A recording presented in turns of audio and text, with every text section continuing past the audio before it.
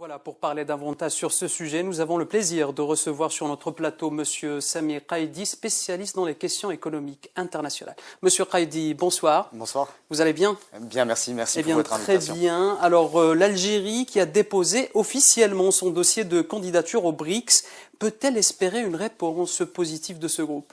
Bien, chers confrères, oui. Pour la simple et bonne raison que notre pays bénéficie d'un certain nombre d'atouts.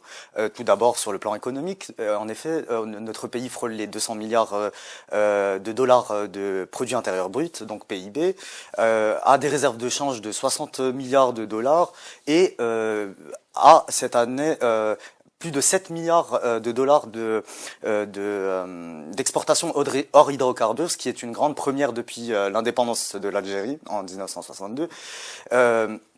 Tous ces atouts, couplés aussi à un taux de croissance de 4,7% d'après les prévisions du Fonds monétaire international, le FMI, sont des avantages qui plaident pour notre adhésion. En effet, alors que de nombreux pays connaissent une récession, nous avons un taux de croissance qui fait envier, si je puis dire. Alors du coup, nous avons aussi des atouts politiques, parce que le 7 novembre dernier, lorsque Leïla Zerouki, qui est diplomate... Justement, c'est elle qui a annoncé officiellement la candidature de l'Algérie pour le BRICS. Tout à fait. Et lorsqu'elle a annoncé le fait que l'Algérie a officiellement déposé son dossier d'adhésion, quelques heures après, la Chine ainsi que la Russie ont exprimé leur satisfaction et leur soutien à cette demande d'adhésion.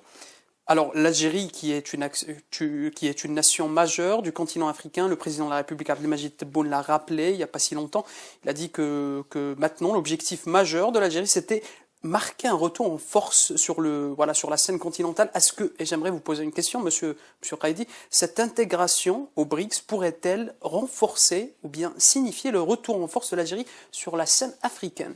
Alors moi, je vais préférer le terme de redéploiement, parce que l'Algérie a toujours été très présente en Afrique, et il faut dire que une adhésion au BRICS permettra d'apporter énormément à l'Algérie et de se renforcer sur le continent africain. Pourquoi? Pour la simple et bonne raison que l'Algérie est leader d'un projet qui a plus de 50 ans, qui est quand même la transsaharienne, et propose aussi une autoroute de la fibre optique à destination de plus de 6 pays sur le continent africain.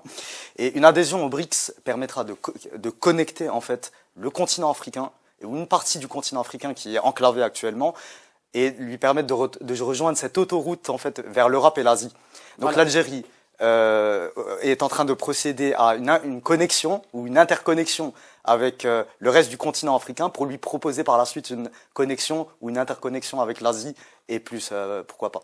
Alors, les relations sino-africaines connaissent un nouveau souffle. Alors, quelles seront les retombées économiques, justement, d'une telle adhésion? Alors, voilà, tout simplement, votre question est très intéressante pour la simple et bonne raison que les BRICS représentent quand même 50% de la croissance mondiale, 42% de la population mondiale, et peuvent apporter énormément des choses, c'est-à-dire des investissements, une banque aussi propre aux pays membres des BRICS, pour sortir un petit peu somme toute de la domination du dollar et aussi de la domination des institutions de Bretton Woods.